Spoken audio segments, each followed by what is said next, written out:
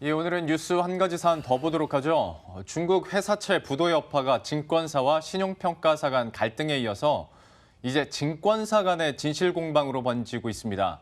이러다 보니 채권 시장 전반의 신뢰가 흔들리고 있는데요. 증권가에서는 이번 사태가 장기화될 것이라는 관측이 우세합니다. 증권부의 허윤영 기자와 함께 자세한 이야기 나눠보도록 하죠.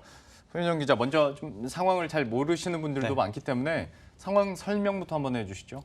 네, 먼저 지난달 8일 하나투자증권과 이베스트 투자증권이 주도해서 이 중국의 중국 국저에너지와 공집단의 역의 자회사인 그러니까 자회사의 이 회사채를 기초자산으로 약 1,650억 원어치의 자산 유동화 기업 어음을 발행을 했습니다. 예. 이걸 CP라고 하는데 이 CP는 이제 우리나라 증권사 현대차 투자증권이 500억 원, 그리고 BNK 투자증권이 200억 원, 보시는 것처럼 KB증권이 200, 그다음에 유한타증권 150억 원, 신영증권이 100억 원씩 각각 매수를 했습니다.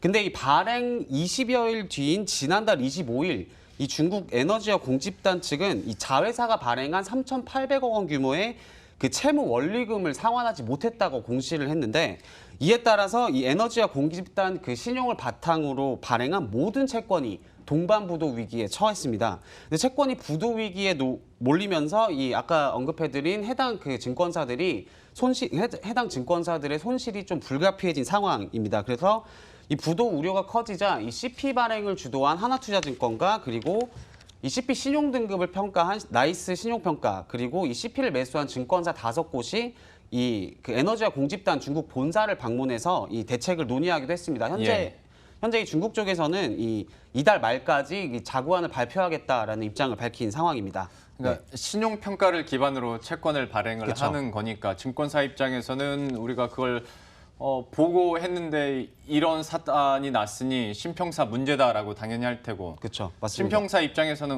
우리는 그냥 우리 할 일 했다라고 당연히 서로 책임을 떠넘기긴 하겠네요. 맞습니다. 그렇죠. 그래서 발행 당시 이 나이스 신용평가는 말씀하신 것처럼 신용평가사들이 이 채권이나 CP에 대해서 신용 등급을 평가를 하거든요. 예.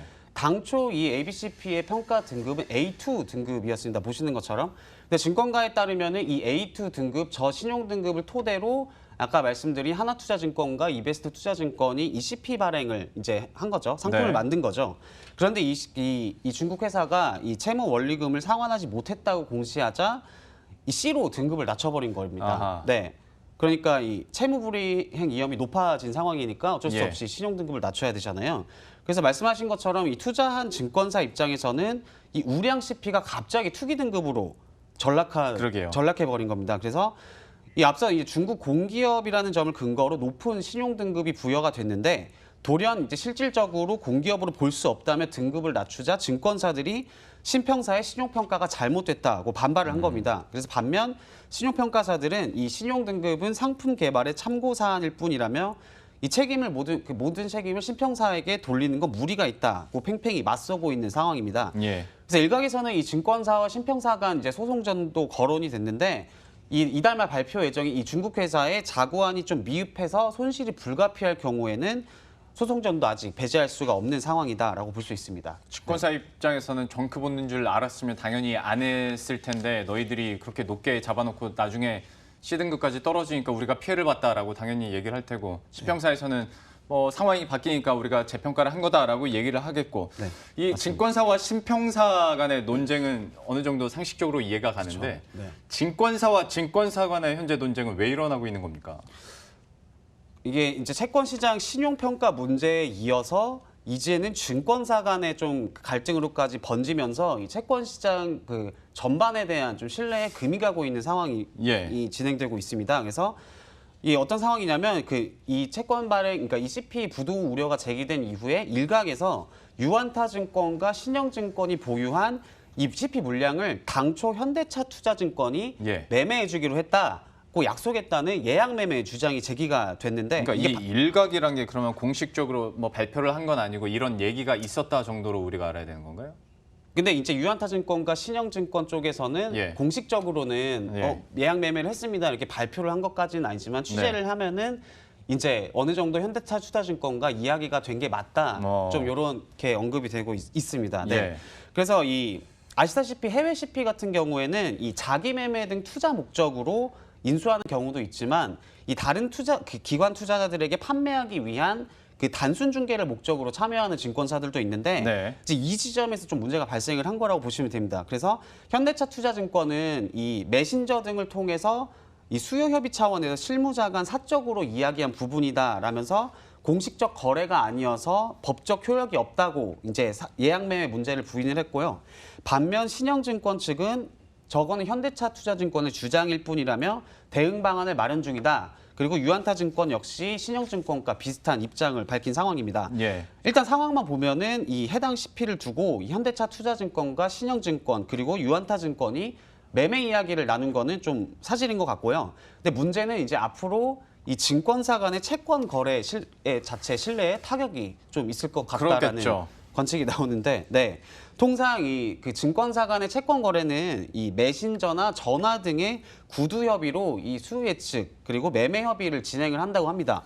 이 같은 방식으로 매수 의사를 조금 확인을 한 뒤에 중개 플랫폼에서 이제 공식적인 거죠. 예. 여기서 매매를 체결하는 방식인데, 그러니까 이는 단순 중개를 목적으로 이 해당 그 CP를 매수한 증권사들이 약속을 저버렸다라고 주장을 하는 이유인데요. 그러니까 네. 통상적인 거래 방식으로 이 CP 매매와 관련된 협의를 진행을 했는데 예. 이 채권이 부도 위기에 처하자 매수 예정자가 발을 뺀 것 아니냐. 그렇죠. 그렇죠.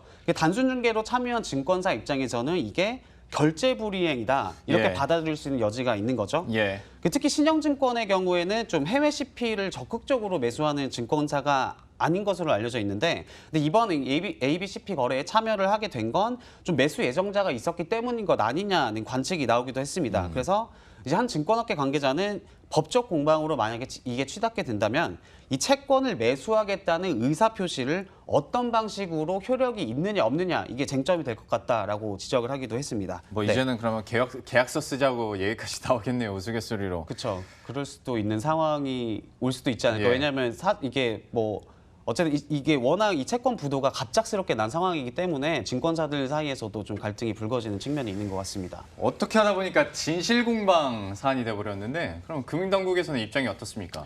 금융당국은 일단은 전문 투자자들끼리의 거래에서 이 발생한 문제이기 때문에 아직까지는 개입할 만한 여지가 없어 보인다는 입장입니다.